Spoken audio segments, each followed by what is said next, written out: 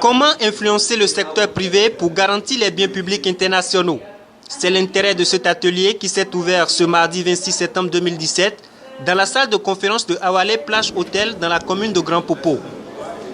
Environ une trentaine de participants prennent part à cette rencontre qui vise à amener les organisations de la société civile du Bénin et du Togo à acquérir les connaissances nécessaires pour élaborer des stratégies d'engagement des entreprises en vue de transformer les pratiques de ces entreprises pour la conservation des biens publics internationaux. L'une des composantes du programme Share Resource Joint Solution des CRJS est l'implication du secteur privé.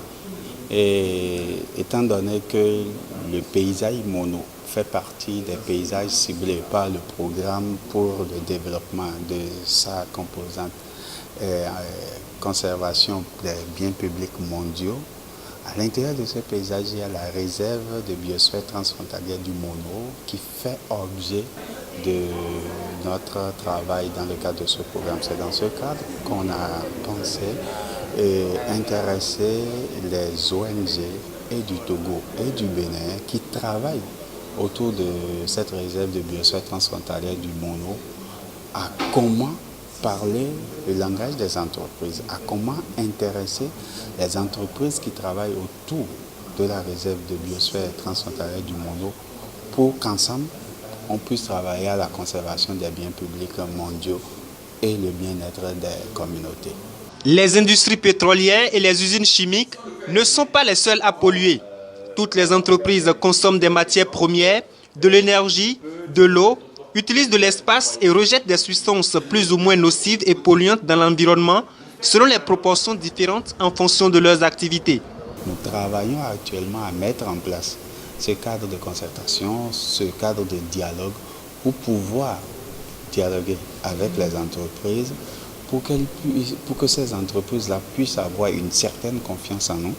pour qu'on puisse leur faire passer notre message en ce qui concerne la conservation des biens publics mondiaux. Donc pour le moment, c'est d'arriver vraiment à soi ce cadre de dialogue pour qu'on puisse se parler, se connaître,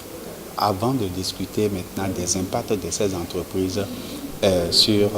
les ressources naturelles, ce qui est indéniable. Au Bénin et au Togo, certaines entreprises ont conscience que leur implication dans la protection et la préservation des ressources naturelles conditionne leur suivi à long terme. Pendant 4 jours, les participants à cet atelier espèrent acquérir des connaissances nécessaires pour engager davantage le secteur privé dans une démarche de développement durable. Au cours de cet atelier, mes attentes sont, dans un premier temps, en fait, de pouvoir développer un argumentaire destiné à, d'une façon ou d'une autre, gagner la confiance et les partenariats du secteur privé, auprès du secteur privé. C'est également pouvoir acquérir également des outils et des stratégies qui vont me permettre, une fois de retour dans mon organisation, de pouvoir séduire le secteur privé par rapport au domaine de la conservation de l'aire protégée que nous animons, c'est-à-dire la vallée du Sitatunga. À travers cet atelier, j'ai appris comment s'approcher des entreprises, comment collaborer avec eux et comment les amener à pouvoir mener des actions qui rentrent dans la conservation par rapport à nous, nos objectifs.